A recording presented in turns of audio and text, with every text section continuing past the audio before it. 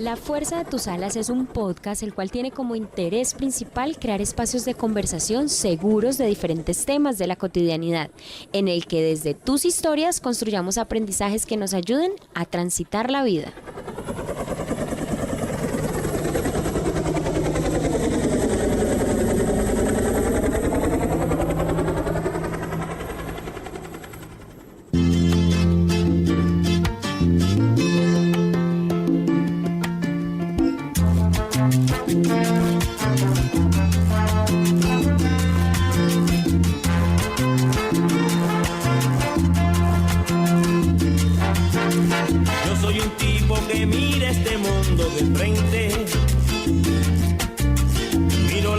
Sin miedo a saber dónde voy.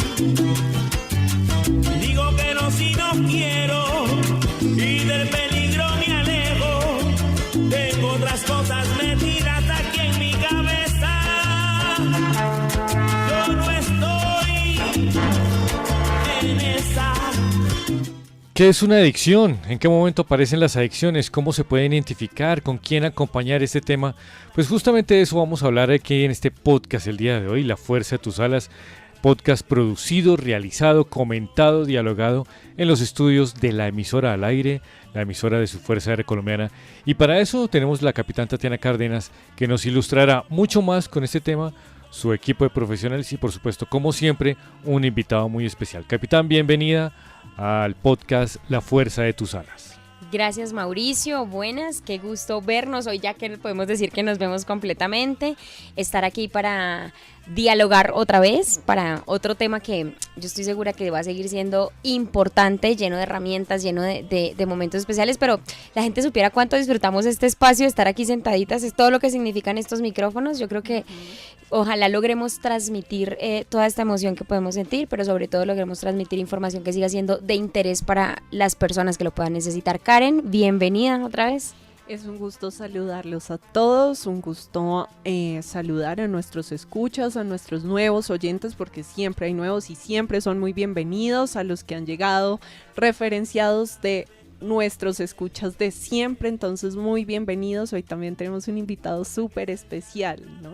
Sí, Ernesto, te damos la bienvenida a los micrófonos de la emisora al aire, al podcast La Fuerza de tus Alas, que va a seguir siendo un espacio de temas cotidianos con mucha responsabilidad. ¿Y quién mejor que tú para acompañarnos? Bienvenido, Ernesto.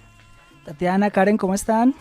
Gracias bien, por la gracias. invitación y bueno, acá para servirles. Muchísimas gracias. Vamos a empezar con una historia que nos va a contextualizar un poco la temática que hoy vamos a hablar, así que con paciencia vamos a escucharla. Dice: todo comenzó cuando tenía 14 años. Estaba comenzando mi noveno grado en el colegio en una institución educativa nueva.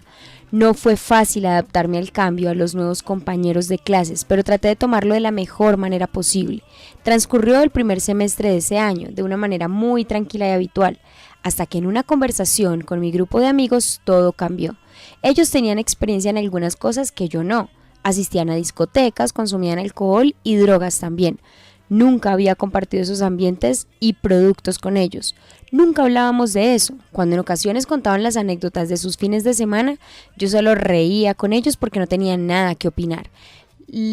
La conversación que todo lo cambió fue realmente una invitación a compartir con uno de mis amigos una salida a fumar un porrito, fumar un cigarrillo de marihuana. Me puse muy nervioso, pero me ganó la presión.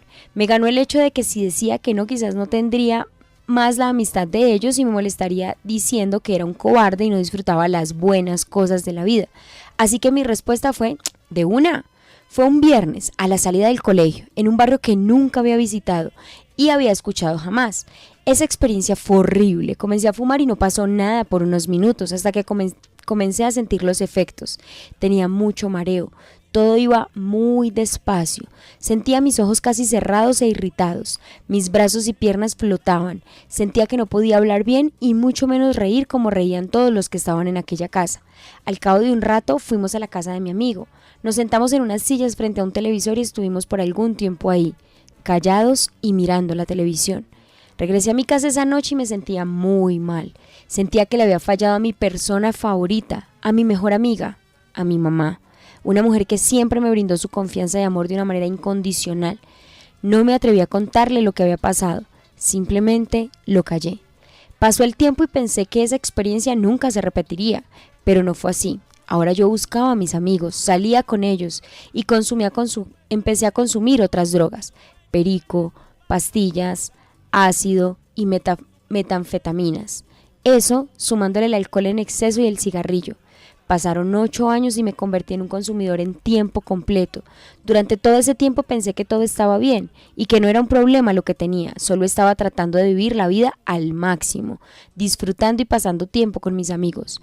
Todo eso hasta que viví una experiencia cara a cara con lo que creo fue la muerte. Pasé por una crisis laboral muy difícil y eso cambió mi panorama por completo. Celebrando el Día del Padre con unos amigos y demasiada droga, comencé a sentir unos síntomas extraños.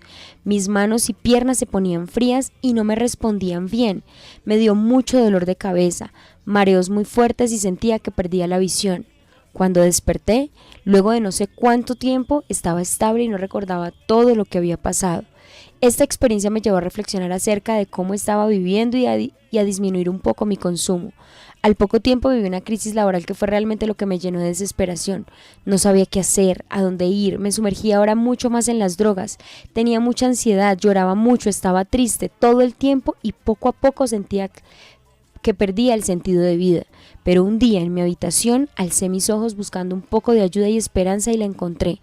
Yo no tenía fe ni esperanza, ni un propósito.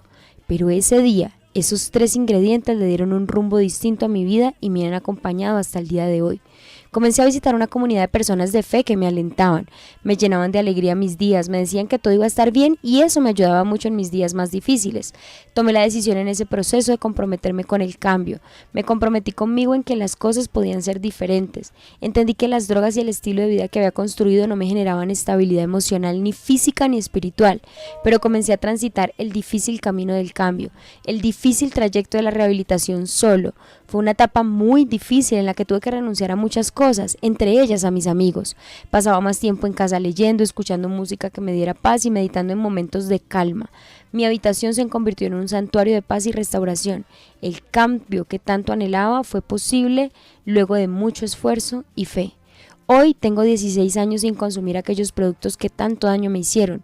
Hoy tengo una vida sobria, equilibrada, con sentido, llena de propósito, llena de felicidad y rodeada de personas que aportan tanto a mi crecimiento diario. Aprendí que no necesito drogas para ser feliz. Mi felicidad hoy es tan solo el fruto o el resultado natural de la vida que he escogido vivir. Una vida que tiene una ruta y un destino bien definidos. Una vida llena de desafíos que se han convertido en la mejor aventura que puedo vivir. Una vida en la que puedo aportar y servir a otros. Hacer por otras personas lo que muchos hicieron por mí. Una vida en la que puedo acompañar a otras personas los trayectos más difíciles de su vida de la misma manera como yo he sido acompañado.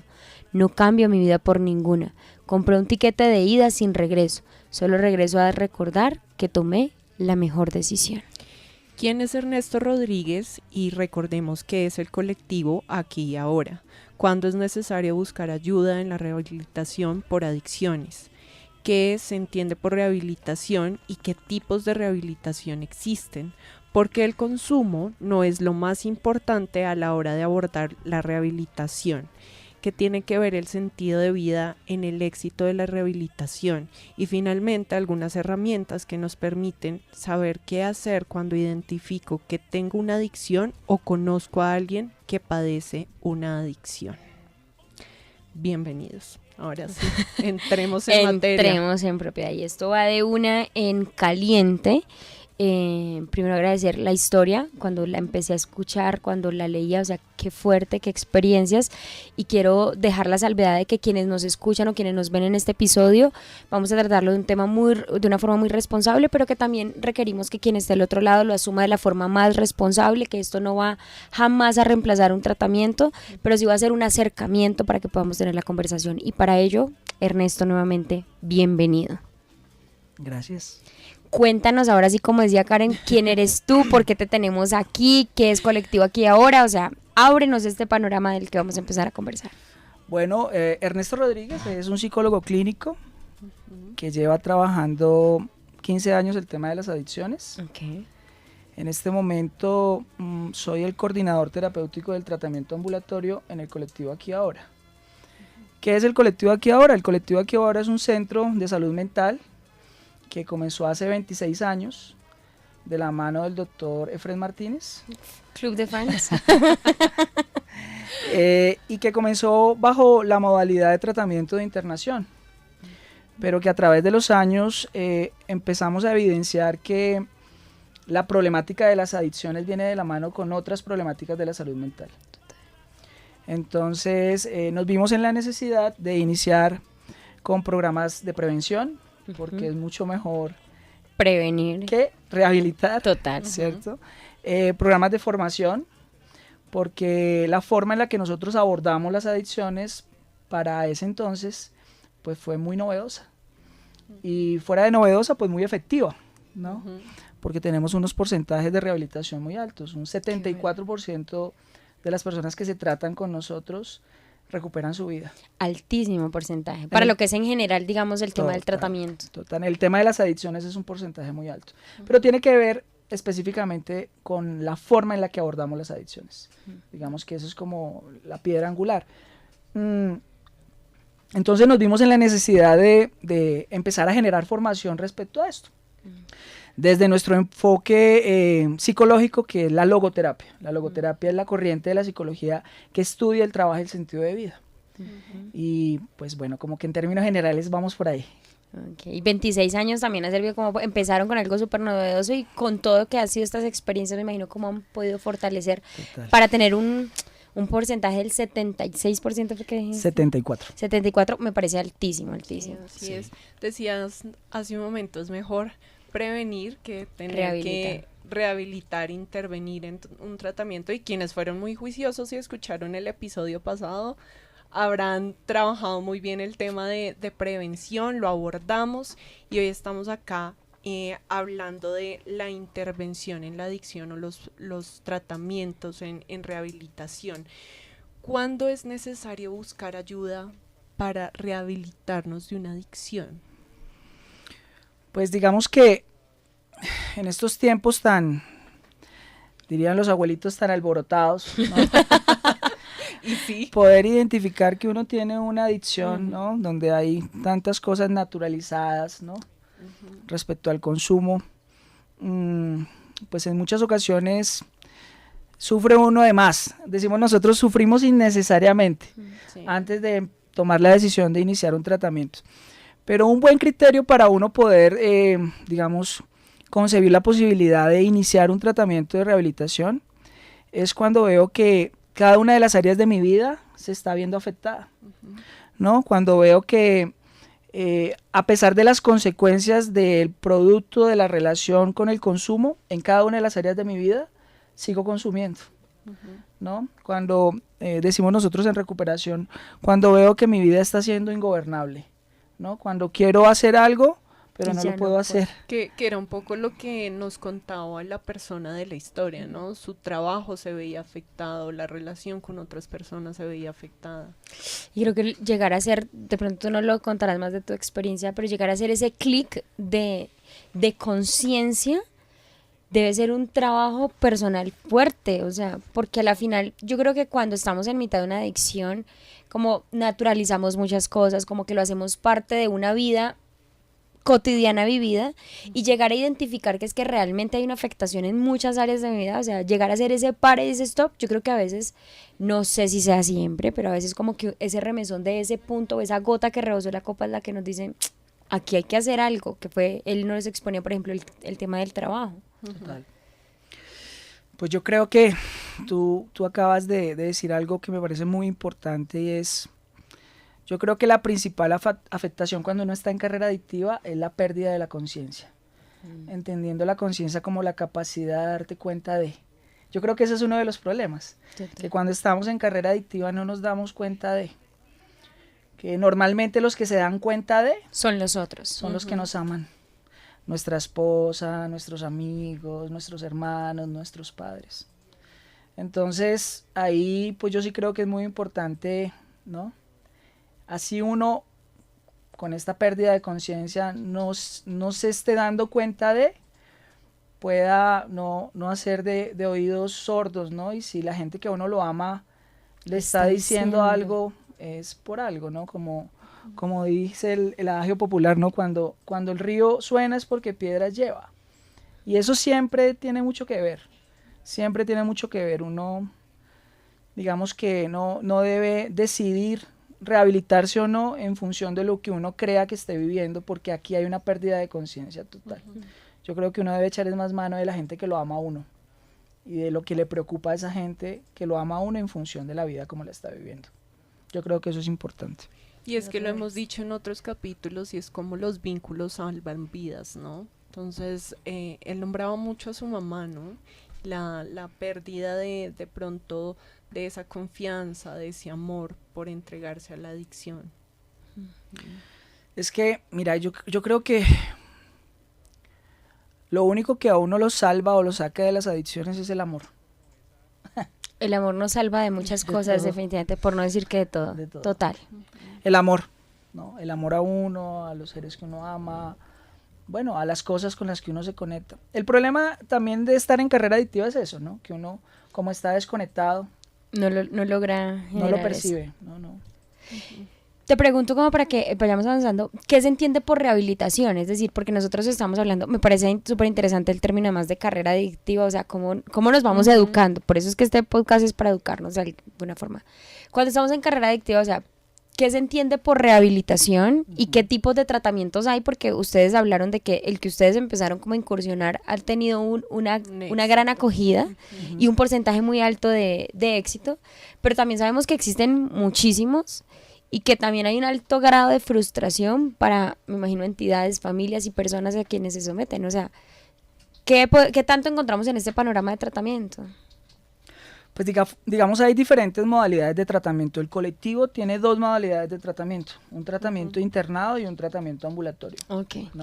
¿Pero qué entendemos primero por rehabilitación? Bueno, perfecto. Entonces, la rehabilitación básicamente es mucho del motivo de consulta, ¿no? Cuando llegan las personas a valoración, es por un alterador de estado de ánimo, ¿sí? Ok. Pero cuando la persona, por ejemplo, se interna y deja de consumir esta sustancia, es cuando inicia la rehabilitación. Es decir, la rehabilitación no es la cesación del consumo de cualquier sustancia psicoactiva. La rehabilitación básicamente es poder echar para adentro, valga la redundancia, y entrar a ver qué cosas tengo que trabajar dentro de mí que llevaron a que pudiera tener una relación tan nociva con la adicción o con la sustancia o con lo que sea que me enganché. Entonces, básicamente la rehabilitación es profundizar, trabajar en uno, ¿no? Un proceso de introspección bastante De introspección. profundo. Pero que solamente se puede llegar a una rehabilitación cuando estoy o cuando he cesado totalmente el consumo de sustancias, ¿sí?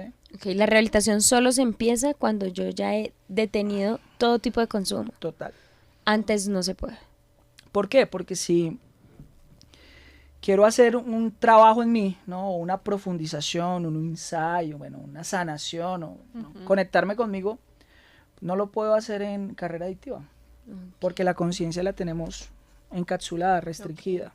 O sea, ¿no? yo identifico primero que necesito ayuda, acudo y el proceso que inicia cuando ya estoy, digamos que no consumiendo, sino que ya me entrego a conciencia a este tratamiento es la rehabilitación. Y es uno de los imaginarios que tenemos, ¿no? De pronto uno lo escucha en el argot popular. No, es que me rehabilité. ¿Y por qué te rehabilitaste? No, porque dejé de consumir alcohol. Ok. ¿Y ¿Qué proceso? ¿Y cómo va tu vida? No, digo igual. No te rehabilitaste. Dejaste de consumir. Que son dos cosas distintas. Pero el rehabilitarse implica vivir mejor. Claro. Conectarse más con la vida, encontrar Impactar sentidos. positivamente las áreas de Claro, mi vida que totalmente. se vieron afectadas en principio también por el consumo, ¿no? Totalmente. Entonces, ese es uno de los, digamos, de los mitos que tenemos que romper, ¿no? Yo, pues en infinidad de historias que cuento, recuerdo una mucho de un ser que quiero mucho, que se rehabilitó, que dejó de consumir alcohol y cocaína porque su esposa se lo pidió. Entonces la esposa le dijo, vamos a utilizar esa palabra, usted necesita rehabilitarse. Nadie se lo aguanta a usted con ese consumo de alcohol y cocaína. Y por él no perder el matrimonio, dejó de consumir alcohol y cocaína 1 año. Ok. Y adivina quién le dijo que volviera a consumir alcohol y cocaína. La esposa. La esposa. Claro. Le dijo, no, hermano, si no me lo aguantaba cuando estaba consumiendo, Menos sin Menos consumo. lo aguanto. menos, Sí. menos sin consumo. Entonces, eso es lo que tenemos que, digamos, como que romper y entrar a ver qué hay detrás del tema del consumo. Además porque lo veíamos, creo que fue en el episodio 18 el episodio pasado de prevenciones. A la final la adicción nos está dando un mensaje. La adicción nos está diciendo hay algo que no está bien en la forma en la que tú estás viviendo, en la forma en la que tú estás acompañando tus procesos, en la que estás transitando tus situaciones. Claro. Y la adicción aparece como para taparlo, o sea, para hacer esa anestesia. Entonces, claro, yo quito la adicción, pero si yo no trabajo de base, eso que quiero anestesiar, pues va a seguir siendo manifiesto en cualquier otra forma. Entonces, entiendo que la rehabilitación lo que hace de alguna forma también es sanar ese dolor o hacer que cicatrice esa herida para que al final tú puedas tener una vida mejor, con una cicatriz ya acomodada. Totalmente. Mejor no pudo ser explicado. Gracias. Pero- Punto para mí. Pero ¿cómo puedes identificar esa herida? ¿Sí? Claro. Si estás totalmente inconsciente. Anestesiado total. Entonces, primero pues tienes que identificar dónde es que duele. Y para poder, mira que es bien paradójico, pero para poder identificar dónde te duele, pues Hay tienes que dejar dejarte, que duela. claro, de anestesiar. Escuchaba el gran teórico que decía eso, o sea, para sanar el dolor hay que abrir la herida, sacar el dolor y ese proceso es dolorosísimo para poder hacerla que cierre y cicatrice, igual que un proceso físico, o sea, para que a ti te puedan curar el apéndice tienen que abrirte y sacarte el apéndice. Entonces es como todo ese proceso. Total. Estabas contándonos que existen como dos tipos de tratamientos, uno interno y otro ambulatorio. ¿Cómo funcionan? Muy bien, entonces, bueno, con el colectivo, digamos que nuestro tratamiento internado es un tratamiento muy personalizado. Hay una casa de adultos y hay una casa de jóvenes. El tratamiento para jóvenes toma 15 semanas, ¿no? Ok. Saliendo yo los fines de semana, digamos, no es que van a estar las 15 semanas internos. Y para adultos 12 semanas, ¿no? ¿En qué rangos de edades se manejan? Normalmente, pues es que tenemos adultos niños, entonces a veces hay que poner... No es su edad biológica, Sí, es su ¿no? edad Entonces, psicológica. biológicamente puede tener 28 años, pero Psicológicamente tiene una edad mucho menos. sí, entonces dependientes todavía de la familia, ¿no? Viviendo todavía pues en su casa, familiar, en fin. Pero el estándar es desde más o menos 15 años, es los chicos más chiquiticos que hemos recibido, a 24 años en casa de jóvenes. Y de ahí para adelante casa de adultos. Ok. Y el tratamiento ambulatorio, que es un tratamiento de 15 semanas, igual, pero pues digamos que se da de manera ambulatoria. No tiene la intensidad terapéutica que tiene un internado, pero también tiene, digamos, algunas temáticas que se trabajan dentro del internado. Ok, ¿de qué depende elegir Muy, alguno de estos muy dos? buena tu pregunta. Yo creo que la primer bondad del tratamiento de internado es la cura geográfica. Entiéndase la cura geográfica como la posibilidad de salir de tu espacio de De ese consumo, entorno. ¿no? Ujú. Y pues internarte. Y cuando te internas, pues lo primero que tienes es la abstinencia, ¿no? Y eso pues es un paso adicional porque le da a uno la vida para empezar a trabajar. Bueno, hablemoslo en ese orden de ideas, para empezar a ver la herida, ¿no? Y después de ver la herida, pues sanarla. Podemos contarle a nuestros oyentes que de pronto no están familiarizados con el tema de la abstinencia, qué significa, cómo se da, cuál es la manifestación. Muy buena tu pregunta. Esto es algo que también yo creo que debemos clarificar porque una cosa es la abstinencia y otra cosa es la sobriedad, ¿no? Ok. Cuando hablamos de abstinencia es la cesación de consumo de todo tipo de alterador de estado de ánimo. Esa es la abstinencia. Es decir, si yo estoy enganchado al alcohol, dejo de tomar alcohol, Ok. ¿sí? La sobriedad es algo mucho más complejo, ¿no? Y que tiene mucho más contenido y es vivir una vida chévere, vivir una vida valiosa, Ujú. vivir una vida con sentido, sin necesidad de tomar ningún tipo de alterador de estado de ánimo. Y eso se tiene que construir, ¿no? Porque tú puedes dejar de consumir Ujú. y es lo que se llama un adicto en seco, ¿no? Ese es otro término que también es importante aclarar, ¿no? Entonces, ¿cuál es el adicto en seco? El adicto en seco es el ejemplo de este señor que les digo que dejó de consumir durante un año, pero seguía con los mismos defectos de carácter. ¿no? Ok. Entonces un tipo irritable, egoísta, impulsivo, ¿no? Entonces puede ser que yo deje de consumir alcohol, pero si conductualmente o comportamentalmente sigo viviendo desde esa misma lógica, soy un adicto. Claro, porque además puedo que lo manifieste luego de otra forma, o sea, ya no voy a Total. ser adicto a la marihuana, sino que voy a terminar siendo adicto a las redes sociales, al trabajo también, y, o sea, cambias la forma, pero si no trabajo el fondo, pues no va a ser mucho. Sí, eso es importante, ¿no? Digamos que nosotros entendemos las adicciones como una estrategia de afrontamiento. Por supuesto. ¿Qué es una estrategia de afrontamiento? Es una forma en la que, por ensayo y error, en algún momento de mi vida, encontró mi psicología para lidiar con algo que a nivel emocional me estaba avasallando, me estaba atacando, me estaba interpelando, me estaba cuestionando, me estaba molestando, ¿no?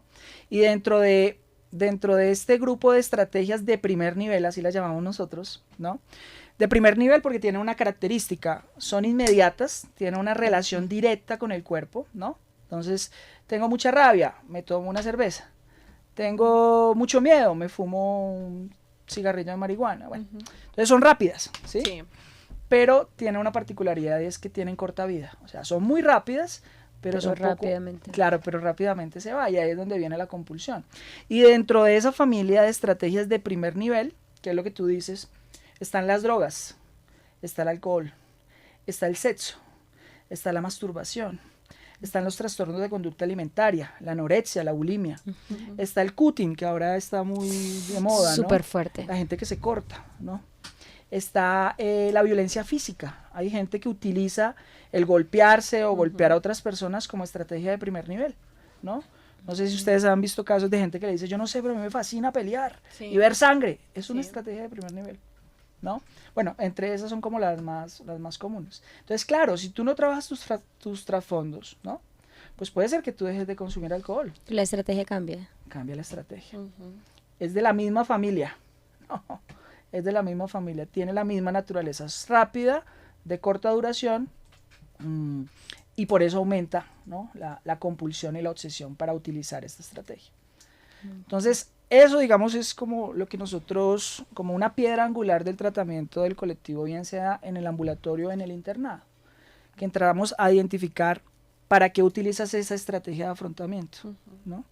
Y no solamente quitamos la estrategia, porque si quitas la estrategia te enganchas en otra, de la misma familia, Y fácilmente. fíjate que muchas veces a las personas que hacen parte de un sistema donde hay una persona que tiene una adicción, les importa que se vaya el consumo, pero realmente tú acabas de decir cosas tan importantes y hablando de esa herida y de cómo se emplea esto como una estrategia de afrontamiento.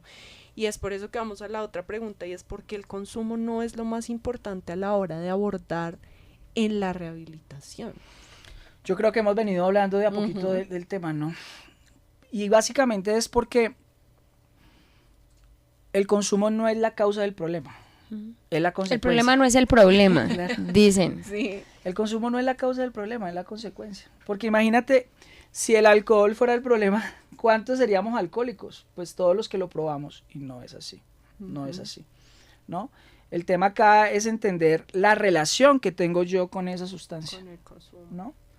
Entonces, eso es lo que uno entra a trabajar. El colectivo ha desarrollado, no, que digamos que es uno de los, que el equipo de investigación ha desarrollado durante años, ¿no? Que justamente hace poco salió Systemadi, ¿no? Que es el nuevo modelo Me encanta que lo dice porque yo sé que es sistema. el nuevo modelo de, digamos, de análisis de la conducta de personalidad. El test. El test de personalidad, porque nosotros, quitado el tema del consumo, empezamos a darnos cuenta que hay unos temas de personalidad fundantes. Okay. Mira que, digamos, el equipo de investigación ha desarrollado unos análisis tan interesantes que estamos hoy nosotros en la capacidad de, dependiendo de tus rasgos de personalidad, poder determinar a cuáles sustancias te enganchas más. Wow. Porque hay estimulantes del sistema nervioso central. Y esto corresponde a algunos tipos de personalidad. O sea, le sirve o le funciona más a unos tipos de personalidad. Pero también hay depresores del sistema nervioso central. Claro. Y cruzan más con otros rasgos de personalidad. pero también hay psicodélicos, ¿no? Ujú. Y esos también tienen una relación directa con otros rasgos de personalidad. Entonces, esto que tú dices es, o sea, hay que trabajar el trasfondo, hay que trabajar los temas de personalidad, Hay que conocerse, definitivamente. hay que verse las heriditas. De El, su El vida. autoconocimiento Hay que es un tema. Total. Y en el autoconocimiento, conocer esas heridas para no solo tocarlas, sino saber cómo trabajarlas. A mí me surgió una pregunta. Yo me acuerdo cuando yo estaba en la universidad, en esa época soñadora y bella, que hoy está desde otra forma, pero que estaba. Una de las prácticas que nos colocaban a hacer la hice por una temporada larga en una fundación que trabajaba el tema de rehabilitación. Me pareció súper frustrante. Quiero aclarar que allí me pareció súper frustrante. Porque uno trabajaba el viernes toda la semana, súper chévere. El viernes se iba dejando un grupo de muchachos súper entusiasmados y el lunes llegaba con la noticia de que de esos 10, 7 se habían escapado, 2 habían consumido, no sé qué. O sea, me parecía muy frustrante el trabajo. Pero también veía muchas escenas de muchas familias, mamitas, papitos, llevando a su gente casi obligado a ciegas. Voy a decirte que nos vamos de paseo y de un momento a otro te dejo y me voy. Y entonces las personas que llegaban, que la mayoría eran muy jóvenes, no llegaban allá con una voluntad de decir quiero dejar de consumir, sino mi familia realmente la está sufriendo tanto, está doliendo tanto verme lo que tú decías ahora, esos vínculos de amor como nos intentan salvar, pero ahí no había una decisión personal. Total. ¿Qué tan importante eso es? Porque ahora que estás hablando de, sí, hay que traerlo a la conciencia, cosa que no tengo en ese momento, sí, pero ¿qué papel juega yo tomo la decisión de que quiero ir? Sé que no funcionaría, por ejemplo, un tratamiento como el que decías ahora ambulatorio, pero ¿cómo juega ese punto de tengo que tomar la decisión, hay que esperar a que yo tome la decisión? O sea, O voy por obligación. o voy por o me obligación, o llevan. algo me está sonando y puedo ir, o alguien me lleva, o sea, ¿cómo jugarse todas esas variables en un tema tan complejo que tenemos hoy, que es el consumo, que yo estoy segura, o creo, me atrevo a decirlo desde la ignorancia, se ha ido aumentando a medida del tiempo y que cada vez hay mucho más estimulantes para hacerlo? Antes decíamos la marihuana, la cocaína, pero hoy creo que hay tú lo hablabas ahora, un abanico de posibilidades, de cosas que nos generen adicción. O sea, ¿cómo hacer nosotros los que estamos afuera viendo a quien amamos irse de esa forma Y no querer hacer nada. y no querer hacer nada? Sí. Estamos en la cultura de no sé lo que quiero, pero lo quiero ya. Exacto. La inmediatez reina, ¿no? Sí. Y pues para esa lógica, pues las adicciones o las estrategias de primer nivel, ¿no? Okay. Tengo miedo, una sustancia, ya se me fue el miedo. Tengo rabia, rapidito, ¿no? Entonces, pues para esto nosotros, mira, es muy interesante lo que tú preguntas, Tatiana, porque, por ejemplo, el internado de nosotros, Sí. que eso es otro mito que se tiene respecto a los tratamientos, Intramurales. ¿no? Entonces, Hay El un trata- montón de cosas que se Sí, unos dicen imaginarios. acerca de. Las unos películas. imaginarios que se quedaron en la época de las comunidades terapéuticas tradicionales. Pero, por ejemplo, el internado de nosotros es un internado de puertas abiertas. No hay rejas, no hay guardias. Allá está el que quiere estar. Entonces tú dices, oiga, ¿y cómo hacen? Sí. ¿Cómo hacen? Entonces lo hacemos desde la siguiente ecuación y es, mi vida como persona que padece una adicción tiene que ser mucho más dolorosa que la vida como una persona que lleva sus dolores de forma común y corriente. Es decir, si yo, Tatiana, encuentro en el alcohol una forma rápida, ¿no? Inmediata, para lidiar con la ansiedad que me produce pensar en el futuro, nosotros, y está instalada esa forma, ¿no? Entonces cada vez que tú tienes ansiedad, te tomas tus tragos y la ansiedad baja. Entonces ahí podríamos decir que desarrollas un problema pues con el alcohol, ¿no? Entonces Tatiana no lo ve, ¿no? Y Tatiana no quiere tratarlo, porque Tatiana, entre comillas, tiene una vida funcional. Está trabajando o está estudiando, ¿no? Que es el caso de Fren, ¿no? Sí, Gracias. exactamente. Gracias. Es recuperado. Entonces, Que hubiera funcionado. y que era lo que hablábamos al inicio de esta entrevista y es, pero la familia sí lo ve, ¿no? Es decir, uno como es más consciente logra ver el impacto de esa relación nociva de Tatiana con el alcohol. Entonces, ¿qué tiene que hacer la familia? Hacerle esa vida más complicada. Ok. Y esa es la responsabilidad donde, digamos, cada uno, la familia en general, los seres queridos, deben empezar a hacerse cargo de, ¿no? ¿Qué responsabilidad tengo yo para que esa vida, como la está viviendo Tatiana, sea más llevadera que la vida como la puede vivir, sin necesitar del alcohol o utilizar el alcohol para lidiar con su ansiedad. Y ahí, digamos que se utilizan muchos conceptos como conductas facilitarias. Entonces, a veces nosotros desde el amor, como padres de familia, tenemos una serie de conductas que, diría mi abuelita, alcahuetean ese estilo de vida. Claro, ¿no? sí. Desde el desconocimiento, Total, desde el afán. quiero ayudarlo, entonces le facilito. Entonces llego tomado, estrellé el carro y entonces llego a la habitación y entonces la abuelita le prepara el caldo y va y se lo lleva para que el hombre pues pase el guayabo, la resaca. Entonces subliminalmente, ¿qué le está diciendo uno ahí? Pues Sigue sígalo haciéndolo. haciendo. Sí, claro. ¿Sí? ¿Mm? Y cómo es de importante los límites claros, ¿no? Los Total. límites sanos claros. Claro. Total. Y llegar a ser un adulto emocional de saber de que todas mis acciones tienen una consecuencia coherente con lo que estoy haciendo. O sea, yo no puedo esperar que si estoy llegando muy tomada el otro día, espera en mi casa a mi mamá, a mi esposa o a mi hermana o a mis amigos Y no pasó nada. y no pasó nada. Pero eso es lo que termina pasando en estas dinámicas. Lo ¿no? pasa, Entonces, total. si mi vida como adicto o con una persona que padece una adicción, pues digamos que es menos dolorosa la vida como una persona común y corriente que tiene que lidiar con sus temas emocionales, con sus recursos, digamos, personales, pues ¿para qué cambio? Entonces no hay una motivación al cambio. Claro. Entonces pongámosle en una balanza, la balanza tiene que ponerse del lado de la recuperación, ¿no? Tenemos que generar demanda, ¿sí? Y no es una demanda que muchas veces se problematiza, es que el alcohol es malo, es que esta sustancia es malo. No, la persona sabe que es mala, pero es que él no la consume Porque sea buena o mala. Sea buena o mala, sino porque le sirve para lidiar con algo Claro. a nivel emocional. O sea que en ese proceso de rehabilitación es muy importante también incluir esas redes. Es fundamental. Nosotros no trabajamos con, pues digamos, en el 99% de los casos, no hay casos muy particulares, pero nosotros procuramos no trabajar con personas que no tengan una red de apoyo, que no tengan un papá, una mamá, una esposa, bueno, un ser querido que está acompañando su proceso de recuperación, tanto interno como externo, ¿no? O sea, tanto ambulatorio como internado. Porque esas dinámicas refuerzan muchas veces esa carrera adictiva, como le Por decíamos. supuesto. Y uno como familiar no se da cuenta. Total, y si acaban las 15 semanas de rehabilitación y llega donde un sistema no se ha modificado o el sistema continúa siendo, pues la posibilidad de que continúe, porque la rehabilitación son 15 semanas intensivas, pero lo que sigue de ahí para allá es el camino que hay que empezar a reacomodar, a reajustar, a vivir de otra forma. Y uno creería que digamos que no es tan común verlo, pero es muy común verlo, ¿sabes? En unos sistemas familiares donde hemos dedicado mucha vida, mucha energía, mucha atención al chico adicto, el chico, entre comillas, deja de ser adicto, y eso a nivel emocional para la familia es muy Claro. confrontador. ¿Sabes por qué?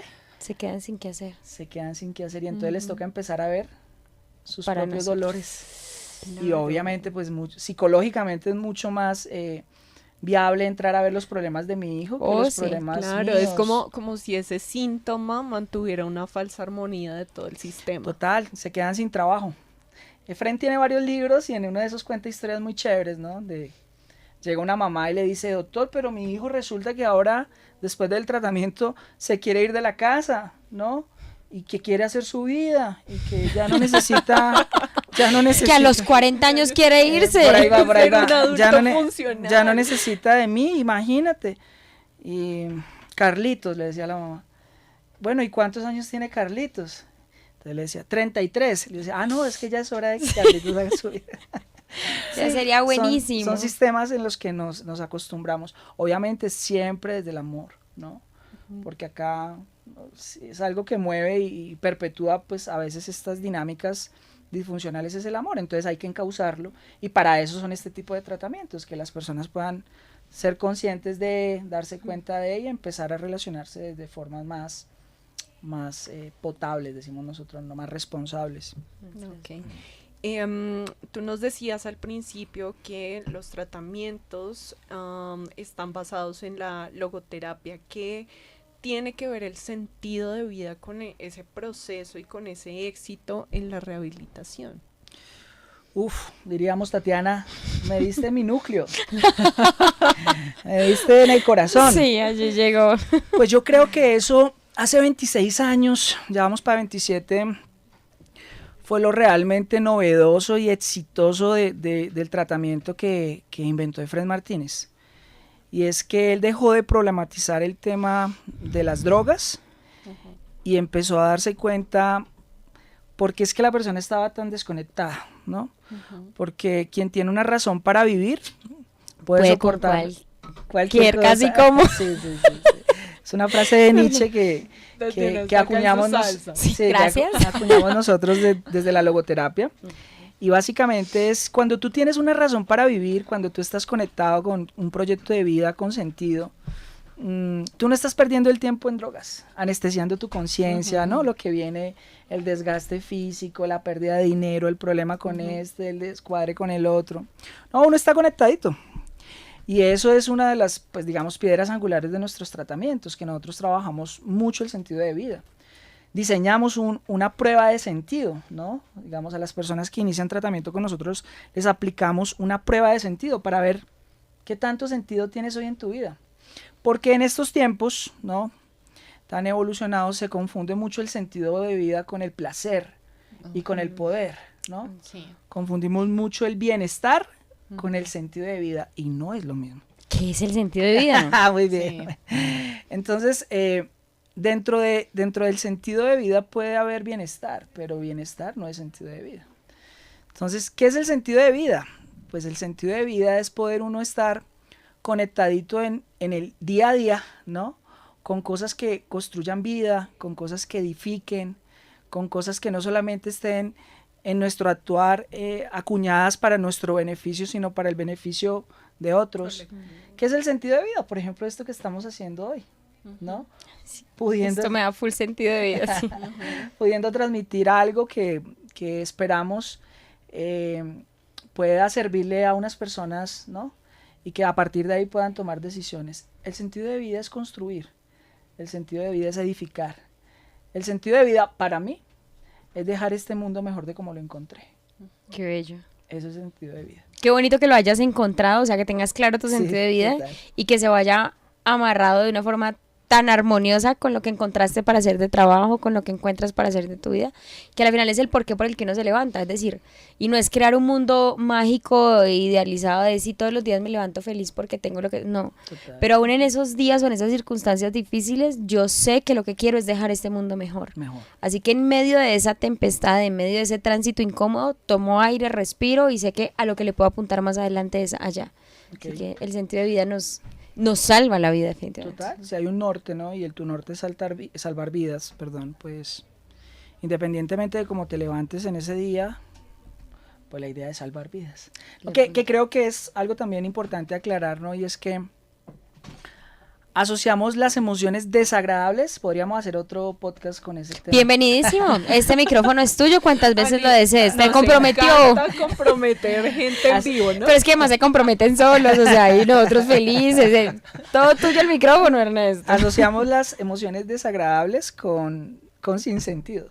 Es cierto. Y dentro de las emociones desagradables, que son rabia, tristeza, miedo, ¿no? Hay mucho sentido de vida. O dígame usted, si no hay sentido cuando una mujer pare un hijo. Total. ¿Es muy agradable? No creo. Altamente desagradable, pero tiene todo el sentido, ¿no? Estás dando vida.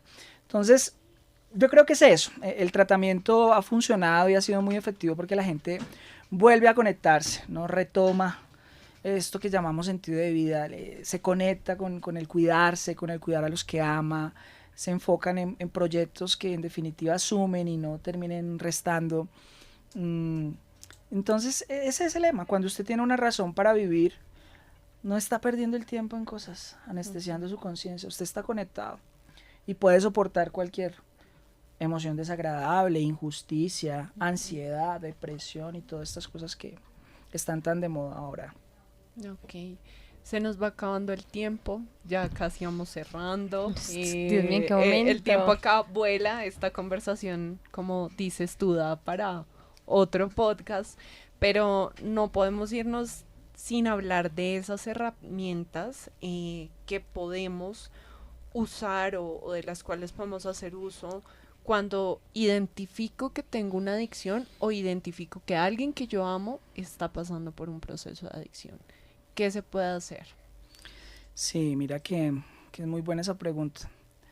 Yo no sé si me lo inventé o lo copié de algún lado, pero funciona mucho para esa pregunta que tú haces, y es, lo complejo hay que hacerlo simple, Ok. porque lo simple, en definitiva, para esto tan complejo, es lo que funciona, ¿sí?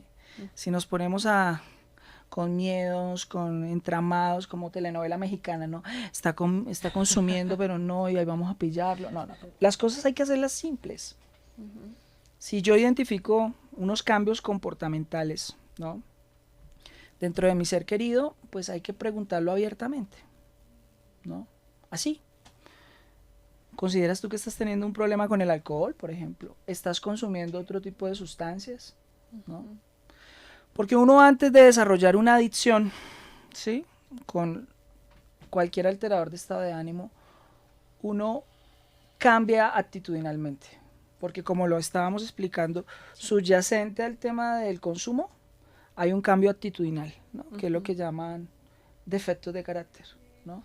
Entonces, si empiezo a ver a mi hijo, a mi hija, a mi esposo más irritable, evasivo, aislado, Algo está pasando.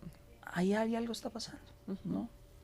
Que no necesariamente esté asociado a un alterador de estado de ánimo, ¿no? Pero que si no se trabajan estos temas actitudinales, puede llevarte a utilizar algún alterador de estado de ánimo para lidiar con todo esto actitudinal. Entonces, las cosas hay que hablarlas abiertamente, ¿sí? Nadie nos enseñó, nadie nos ha enseñado a trabajar eso. Para eso se desarrollaron este tipo de instituciones como el colectivo Aquí Ahora, ¿sí? Donde podemos darle ayuda. Pero lo importante es ponerlas, como se dice coloquialmente, las cartas sobre la mesa. Exacto. ¿sí? Tener esa conversación incómoda. Y como dice el cuento, más vale colorado un poquito que aguantado toda la vida. Y que esto tiene una cronología, ¿no? Porque toda adicción, pues, podríamos durar otra hora hablando del tema, pero hay etapas de la adicción, ¿no? Entonces es mejor uno, pues, trabajar la adicción cronológicamente, iniciando que ya en una carrera adictiva donde estés en una dependencia, ¿no? Okay. Entonces las cosas hay que hablarlas, hay que buscar ayuda, los especialistas están, Colombia tiene unos muy buenos especialistas en el tema de adicciones, dentro de esos, pues obviamente colectivo Aquí Ahora, pero sí, digamos, hay que hablar las cosas abiertamente, ¿no? Y yo creo que el primer indicador es ese cambio actitudinal o comportamental. Okay. ¿Cómo manejarlo en casa aparte de esas conversaciones? Me refiero, porque me acerco emocionalmente a esas familias que hoy pueden tener un familiar con un consumo alto de alguna, ya sea sustancia o de alguna actividad, donde realmente lo han intentado, o sea, lo han intentado, donde como familia miramos cómo hacerlo, pero no vemos que logre salir. Ya personas de más de 30 años que llevan un consumo, no sé si ya hablas como el tema de la dependencia. ¿Qué puedo hacer yo? Aparte, ya lo hemos conversado, ya lo hemos hablado, ya sabemos que es un problema, ya sabemos que necesitas ayuda. ¿Qué podemos hacer como sistema? ¿Qué podemos hacer como sociedad para poder ayudar a que esto, que al final es algo que si a la final esto es una anestesia para una herida que no sangre, de alguna forma como sociedad también estamos lastimando más y causando más heridas para que eso se pueda seguir dando? O sea, ¿cómo hacer mejor esta sociedad? ¿Cómo hacer mejor este mundo tratando de que esa herida se cierre? Muy buena tu pregunta. Yo creo que ese es uno de los grandes problemas, que es la estigmatización, ¿no? Sí. Nos ponemos esa etiqueta de adictos o de drogadictos y empezamos a vivir desde esa lógica. Y la respuesta es que no pierdan la esperanza, ¿sabes? Qué bonito. Mientras haya vida hay posibilidad. Mientras haya vida hay posibilidad. Mira, nosotros, el colectivo lleva 26 años con el internado. Yo trabajé durante 7 años como terapeuta, tanto en la casa de adultos y en la casa de jóvenes. Y ahí tratamos muchas personas que llegaron desahuciadas totalmente. Que nadie daba un peso por la persona, ¿no? Como, este man ya va a morir así. Y son personas que hoy están rehabilitadas, recuperadas, viviendo una vida con mucho sentido, ¿no? Entonces no pierdan la esperanza. Mientras haya vida hay posibilidad. Nosotros, se nos fue unos años atrás un terapeuta muy, muy sabio, muy valioso, Juan Carlos Naval se llamaba él. Y él duró 6 años viviendo en el Cartucho. Y se intentó rehabilitar 6 veces. y las 6 veces Claro, de recaída en es recaída. frustrante. Pero ese loco durante el tiempo, antes de que se lo llevara el cáncer, las vidas que ayudó a salvar, ¿no? Okay. Y el conocimiento que tenía él sobre el tema de la adicción, porque una cosa es estudiarlo y otra cosa es vivirlo, ¿no? Entonces, hay un material muy importante en todas estas personas que ya están tal vez en una condición, ¿no? Ya llevados o alcanzados por las adicciones. Son personas muy sabias, tienen un conocimiento que puede aportarle, puede servirle mucho a personas que están pasando por ese flagelo. Yo he visto milagros, yo he visto casos de verdad de gente desahuciada totalmente y que hoy está muy bien, ¿no? Y creo que es cuando se quitan esa etiqueta, no pierden la esperanza y entran a ver el tema de las adicciones, como se lo explicaba, como parte de una familia, ¿no? Porque entonces socialmente estás muy estigmatizado si consumes bazuco, ¿no? Pero no estás tan estigmatizado si estás enganchado al trabajo, por ejemplo. Y eso también es una adicción. Total, Por supuesto. ser workaholic. Y pienso en la persona que nos compartió la historia, es alguien que realmente es muy cercano, que lleva muchísimo tiempo rehabilitado, pero escucharlo a él hablar de esto, de su proceso, desde su experiencia, cómo logra hacer también en un match con gente que lo está haciendo, que ahorita como que está en mitad del proceso, pero hablarlo desde la experiencia, me parece súper significativo y pienso que a la final eso es lo que les da sentido de vida. O sea, lograr sanar esa herida y todo es encontrar sentido de, pucha, lo logré, hoy tengo una vida mejor y sé que tú también la puedes encontrar y eso nos puede seguir dando mucho sentido de vida, haber logrado vivir una vida mejor. ¿Cómo podemos acercarnos al colectivo? ¿Qué hacemos si tenemos un familiar? ¿Qué hacemos si nosotros nos identificamos como que, puchica, de verdad necesito entrar en un proceso de rehabilitación, necesito encontrarme con el tratamiento? ¿Dónde los encontramos? ¿Cómo los encontramos? La gente que no vive en Bogotá, o sea, ¿cómo llegamos a ustedes? Súper buena pregunta. Yo creo que para terminar, Colectivo Aquí y Ahora, es digamos la clínica, así se llama. Nos encuentran en redes sociales, en Facebook, en Instagram. ¿Cómo aparecen en Facebook y en Colectivo Instagram? Aquí y Ahora. Perfecto. Digamos, así se encuentra. Efraín tiene un podcast que se llama El Rincón de los Errores, que es un podcast chévere donde se trabajan temas no solamente de la adicción, sino temas relacionados al sentido de vida, la personalidad, de lo que estábamos hablando ahorita. Por ahí pueden tener como una introducción a lo que nosotros hacemos. Estamos acá ubicados en Bogotá, el tratamiento ambulatorio y vía facultativa del internado. Pero por redes sociales nos pueden encontrar fácilmente. Colectivo Aquí y Ahora, y ahí estamos prestos a ayudarles, a servirles. Perfecto. Ok.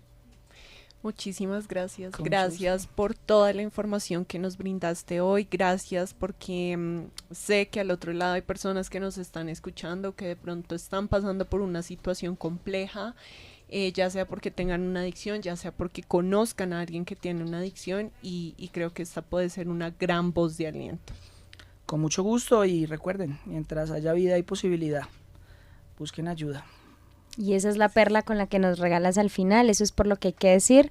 Muchas gracias, me uno al agradecimiento de Karen, nos unimos de pronto a los agradecimientos de toda la gente que nos acompaña en este episodio, para que podamos seguir siendo voz, para que de verdad seamos súper esperanzadores. Me parece lindo porque a la final creo que es un mensaje de esperanza, es sí, hay daños, sí, hay heridas, pero también hay posibilidad de sanarlas y volverlas cicatriz. Entonces, gracias por compartirnos tu tiempo, tu conocimiento, comprometidísimo para un segundo episodio, no lo dije yo, lo dijiste tú. Así que bienvenido aquí. Claro que Y sí. gracias a quienes nos acompañaron una vez más en este episodio. Esperamos que los puedan seguir disfrutando, que puedan seguirnos comentando, compartiéndolo y así desde la emisora al aire podamos seguir haciendo una mejor sociedad en esto que es la fuerza de tus alas.